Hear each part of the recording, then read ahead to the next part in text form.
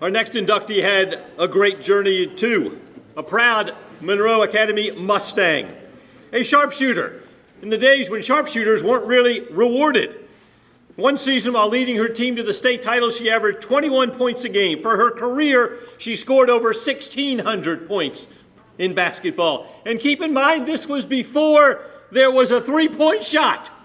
Can you imagine the numbers? If the three-pointer was in effect back then, hundreds of more points would have been scored, but still, pretty darn good as it was. One of the most outstanding players of her era. Also, tennis and track. She was an outstanding student and was the homecoming queen, and found time to do it all to earn entry into the Monroe County Sports Hall of Fame, class of 2023, Robbi Pippinger Richardson.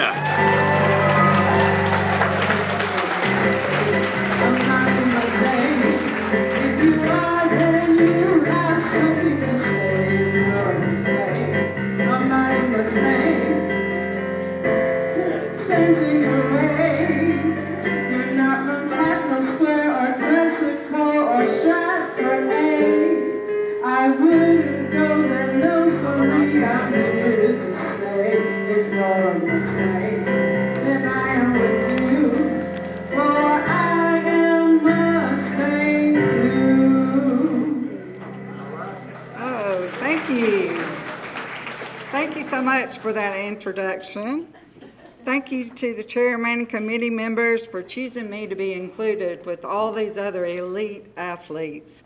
This is such an honor, and I never would have dreamed that I would be standing here tonight. First, I want to thank God for giving me the talent and the abilities that I have. Next, I would have to give credit to a vacuum cleaner system. That's what I had when I was growing up, this vacuum cleaner system. My family probably knows what I'm talking about, but I'll explain to the rest of you what this means.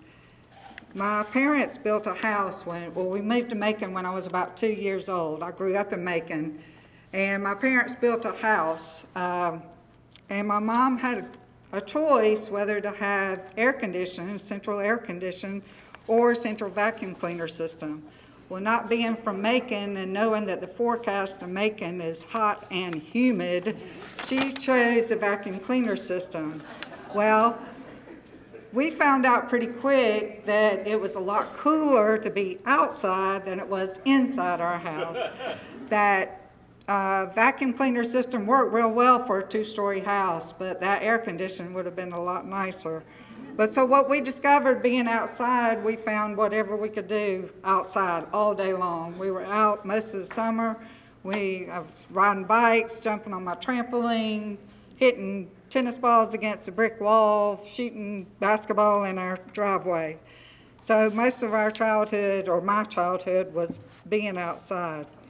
My brother, who is 2.5 years older than I am, he pretty much takes credit for my athletic success. Mostly that is true. I do have to give him some credit. We were outside all the time, that even though we had our share of disagreements as a brother and sister, he's one I need to thank for teaching me how to play all the different sports, for teaching me how to shoot overhead shots instead of granny shots, and for always picking me to be on his team first. I got my start in tennis when I was about 10 years old. My mom entered me in tennis tournaments around Georgia during the summers when I was 10 and 11 years old. My brother and I started at Monroe Academy in 7th grade. He was in 9th grade when I was coming in 7th, and he encouraged me to go out for basketball in 7th grade. Well, I was a new kid in school, and I was shy, and I didn't know anyone. I didn't want to go out yet in 7th grade. But I did go out finally in 8th grade. That's when I got my start in varsity in 8th grade.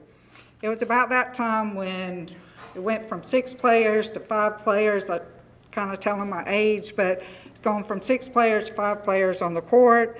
That girls use the same size basketball as boys. That came later. And then, as Frank mentioned, it was before 3-pointers were even heard of. I had some great coaches come along at Monroe Academy. One of them was Coach Casey Jones, who's here tonight.